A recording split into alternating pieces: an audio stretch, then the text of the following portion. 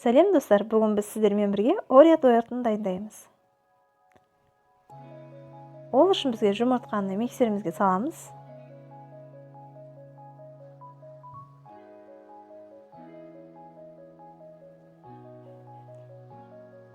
Шекерімізді салып, миксердің жылдамдығын арттырып, араластырамыз. Біздің массамыз өте 2 есе ұлғаю керек. Ұнымызға какао ұнтағын қосып, және де разрыхит қосып араластырып аламыз. Біздің массамыз 2 есе ұлғайған кезде ыстық суымызды бірден қосамыз. Және де сұйық майымызды қосамыз. Сәл араластырып, миксердің жылдамдығын баяулатып, араласқан ұнымызды жаймен осылай салып тұрамыз. Бірден салуға болмайды онда. Массамыз бірден басылып қалады.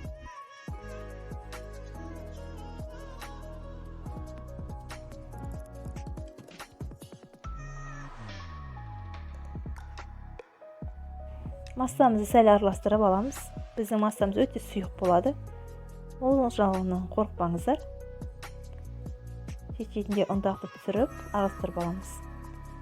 22 диаметрдегі формамызды дайындап, астына фольга қағазын төсеп, формамызды дайындаймыз.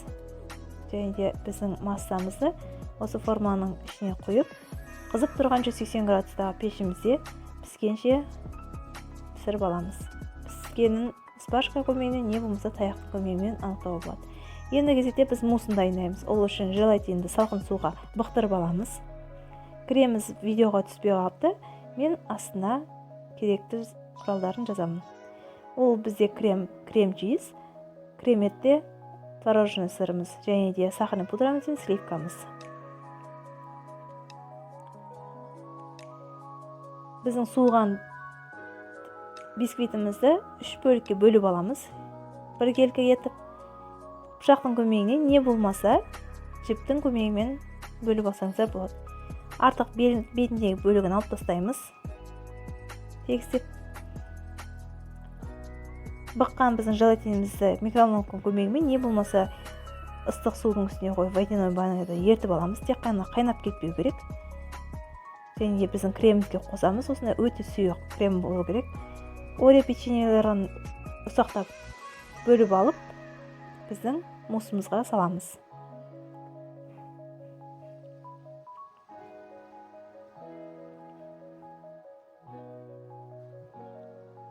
Мусымызды араластырамыз. Бисквитіміздің ең үстіңгі бөлігін ең астына теріс қаратып салып, мусымызды құямыз. Біздің формамыз шетіне антисанитарный пленка қойып алыңыздар міндетті түрде. Мусыңыз қатқан кезде формадан босатуға өте оңай. Және де келесі мусымызды саламыз. Ең соңғы бөлігіндегі бисквитімізді теріс қарап саламыз. Беті тегіс болып шығады. Бетін пищевой фольгамен орап, тоңазытқышқа 5-6 сағатқа қоямыз. Мусымыз қату керек. Келесі бізде сыртқы кремі дайындайтын. Творожный сырымызды, сахарный пудрамыз және де сливкамызды қосып, араластырып, сыртқы кремімізді дайындаймыз.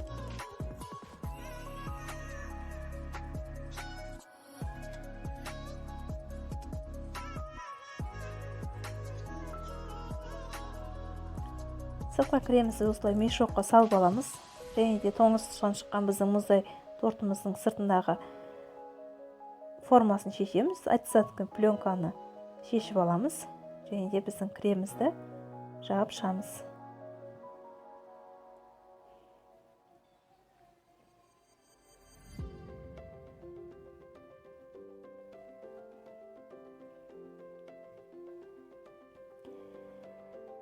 Креміміздің тегіс болуы біздің шпателімізге байланысты, және де спатулаға байланысты. Шпатель менде темір. Осындай шпатель алыңыздар.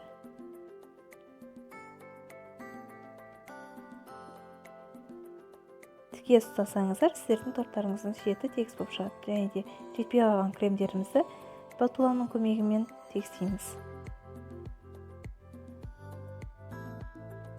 Артық крем болса алып тастаймыз.